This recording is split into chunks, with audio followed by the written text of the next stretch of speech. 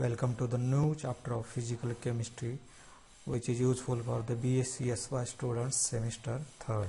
The chapter name is Atomic Structure and the Wave Mechanics. In that, first of all, we will see the Planck's quantum theory of radiations. Max Planck in 1900 proposed a new theory that both body radiates energy not in a continuous waves but in a small unit of wave. The unit wave or pulse of energy is called as a quantum or the quanta. In 1905, Albert Einstein showed that light radiations emitted by excited atom or molecules were also transmitted as particles or quanta of energy.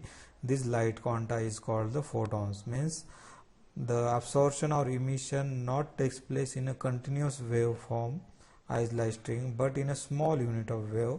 That small unit of wave is called the quanta, or in terms of Einstein is called as photon.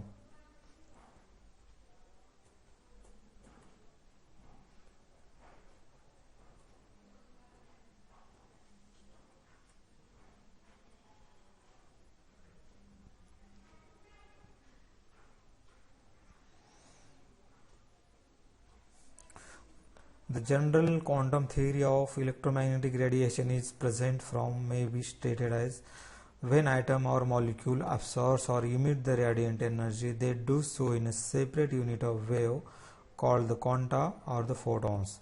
Thus, light radiations obtained from the energized or excited atom consist of photons not in a continuous wave but in a discontinuous waveform. This is the small unit of wave.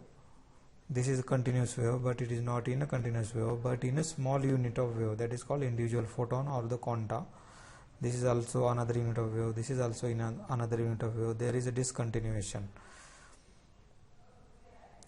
The energy E of a quantum or photon is given by the relation E is equal to h mu. E means energy, h means Planck's constant, mu means frequency of radiation. The mu has the equation c by lambda. C means velocity of light and lambda means the wavelength of light.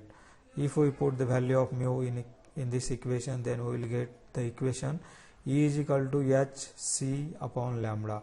The magnitude of quantum or photon of energy is directly proportional to the frequency, means mu, and inversely proportional to its wavelength, because wavelength is at the denominator. An atom or molecule can emit or absorb either one quantum of energy h mu or the whole number multiple of this unit, that is h mu, 2h mu, 3h mu. The second important point is the photoelectric effect. The name itself indicates what is this effect. When a beam of light of sufficient high frequency is allowed to strike a metal surface in a vacuum, electrons are ejected from the metal surface. This phenomenon is known as a photoelectric effect, and the ejected electron as a photoelectrons. Means beam of light incident on a certain metal elements which can easily lose the electrons. That loosely bounded electrons, or after losing the electron, that electron is called the photoelectrons. When UV light falls on the metals like cesium is the best metal, or you can use as lithium, sodium, potassium or rubidium, all are in the first group elements, the photoelectric effects occurs. The increase in the intensity of incident light does not increase the energy of photon but increases their rate of emission. If intensity of incident light increases, then the rate of emission increases. The kinetic energy of photoelectrons increases linearly with the frequency of the incident light. If frequency of incident light increases, the kinetic energy of the photoelectrons also increases. If the frequency is decreased below, means it requires a minimum frequency to excite the electron from the metal surface. That frequency is called the threshold frequency. Without that, there is no electrons are ejected from the metal surface. This is the photoelectric effect cell. This is the incident light or the UV light falls on the metal surface. This is the metal surface which is negatively charged. The electrons are ejected from that metal surface. You can see the stream of these electrons. After ejection of the electrons, it obtains the kinetic energy from the same UV light. The remaining part, the first part is used, or some part is used to eject the electrons, and that ejected electron also get the energy from the incident light to get the kinetic energy to reach up to this point plus.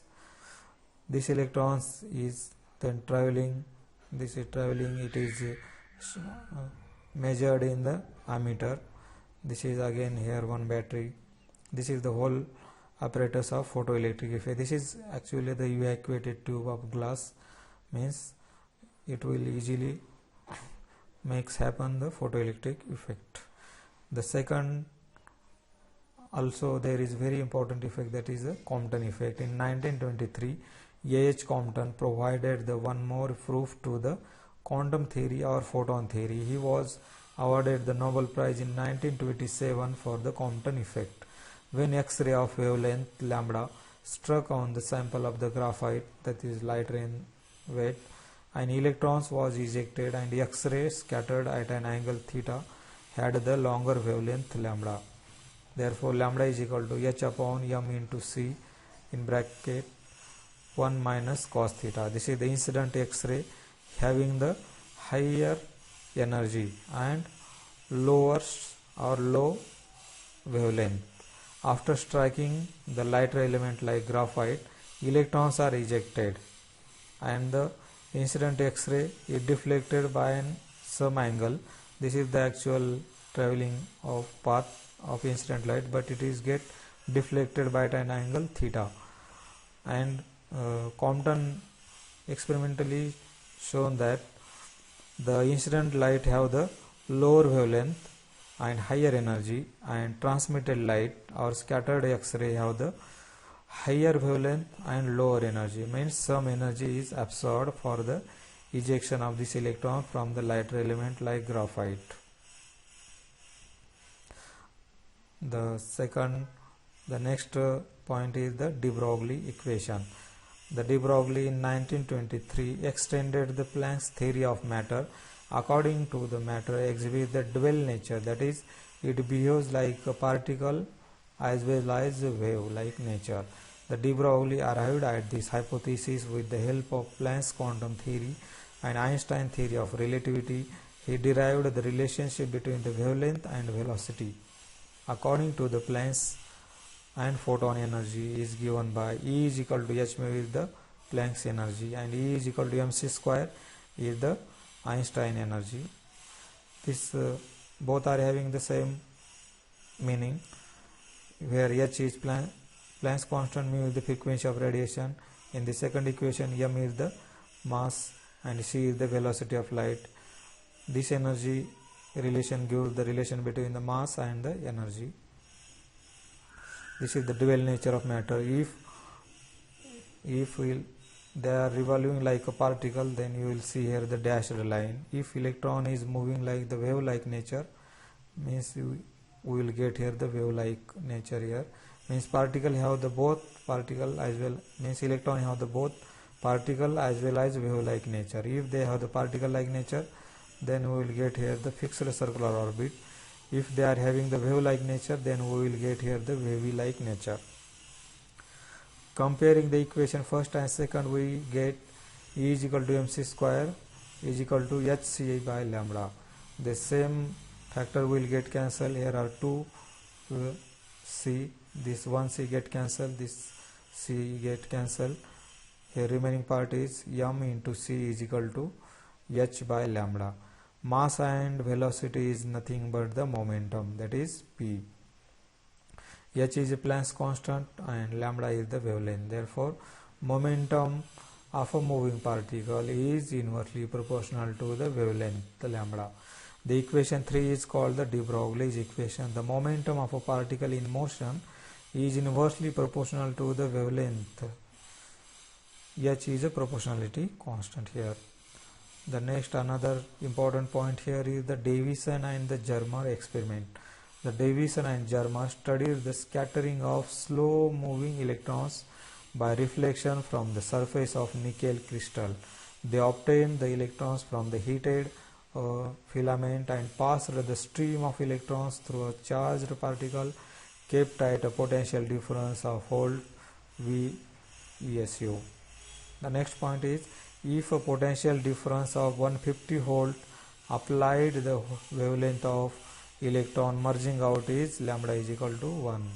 It is clear that electrons of the different wavelength can be obtained by changing the potential drop. These wavelengths are compatible with those of the X-ray and can undergo the diffraction. This is the Davison and the Germer experiment. This is the heated filament. Here is a slit to give the uniform wavelength. These are the charged particle. After coming out, they are known as accelerated particle. If they fall on the nickel crystal, they get deflected, which can be measured here the electron by the electron detector on a scale. The electron, when they fall upon the nickel crystal, get diffracted. Electrons of a definite wavelength get diffracted along the definite direction. The electron detector measures the angle of diffraction theta on the graduated circular scale. According to the Bragg's equation, we will get here lambda is equal to d sin theta. By substituting the experimental values of theta in the Bragg's equation, the wavelength of the electron may be determined. The value of lambda would be agree with the value of I is obtained from equation first. The experiment proves that the electron not only behaves like a particle in a motion but also has a wave properties associated with them. The another important point here is the Heisenberg uncertainty principle. One of the most important consequences of the dual nature of matter is the uncertainty principle developed by the Werner Heisenberg in 1927. This principle is an important feature of the wave mechanics and discuss the relationship between the pair of conjugated property of a substance. According to this principle, it is important to know simultaneously both the properties accurately, since the position and momentum of a moving particle are interdependent. The uncertainty of determination of one property introduces uncertainty of determination of the other. This equation is del x into del p is greater than or equal to h upon 2 pi. Del x is a position, del p means the change in the momentum. The uncertainty of determination of the position, that is x, and uncertainty of determination of the momentum p are related by this equation. This is the dual nature of matter. It may be pointed out that there exists a clear difference between the behavior of large objects like stone and small particles like the electron. The uncertainty product is negligible in case of the large objects. The another important point is the Schrödinger wave equation. In order to provide sense and meaning to the probability approach, Schrödinger derived an equation known as Schrödinger wave equation. Calculation of the probability of finding the electron at various points in an atom was the main problem before the Schrödinger. This equation is the keynote of the wave mechanics and based upon the ideas of the electron as a standing wave around the nucleus. The equation compares with the stretched string. Psi is equal to a sin 2 pi x upon lambda, where psi is mathematical function represented as amplitude of wave called wave function. X is a displacement is given in the direction and lambda is the wavelength and a is a constant. By differentiation of this equation, we will get dou psi by dou x is equal to a 2 pi by lambda cos 2 pi x upon lambda. Again, double differentiation of this equation, we will get dou square psi upon dou x square is equal to minus 4 pi square lambda square sin 2 pi x upon lambda. But we know that a sin 2 pi x upon lambda is equal to psi as from equation A. By putting the values of psi in this equation second, we will get that dou square psi upon dou x square is equal to minus 4 pi square lambda square psi. Kinetic energy of a particle of mass m and velocity v is given by the relation kinetic energy is equal to half m square. By squaring this equation, we will get half m square v square divided by m. According to the de Broglie's equation, we know that lambda is equal to h upon m into v, that is momentum. By squaring this equation, we will get lambda square is equal to h square m square into v square. When we put m square v square is equal to h square divided by lambda square. Substituting the value of m square v square in this equation, we will get here 1 by 2 into h square divided by m into lambda square. That is lambda square is equal to minus 4 pi square psi divided by dou square psi upon dou x square. Substituting the value of lambda square in equation number 5, we get kinetic energy is equal to 1 upon 2m into h square 4 pi square psi into dou square psi upon dou x square. We will get here after kinetic energy is equal to minus h square divided by 8 pi square m psi into dou square psi upon dou x square. The total energy E of a particle is the sum of the kinetic energy and the potential energy. That is, kinetic energy is equal to E minus P. Therefore, minus h square 8 pi square m psi into dou square psi upon dou square is equal to dou square psi upon dou square is equal to minus 8 pi square m divided by h square E minus P E potential energy into psi.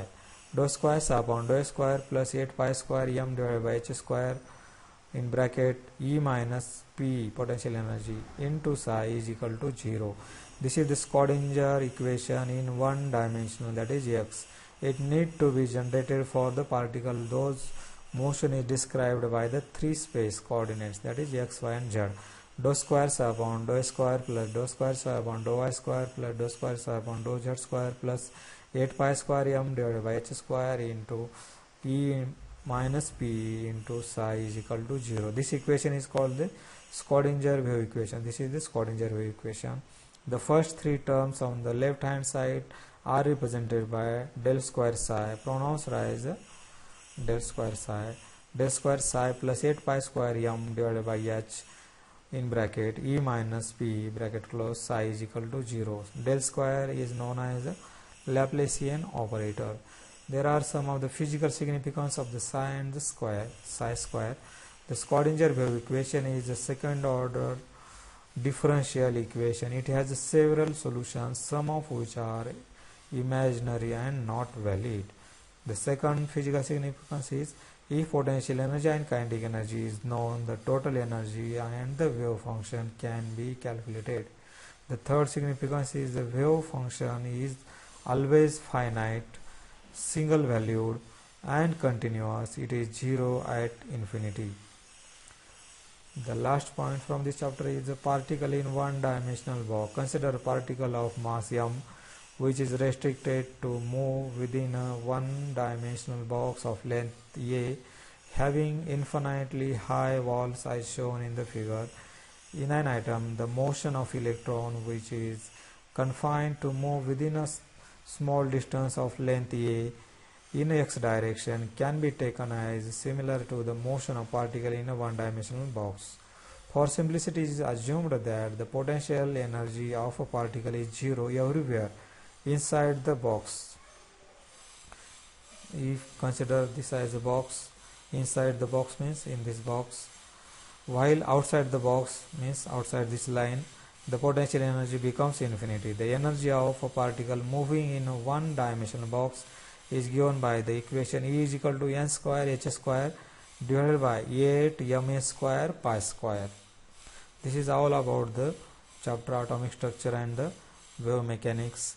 The next chapter we will see in the next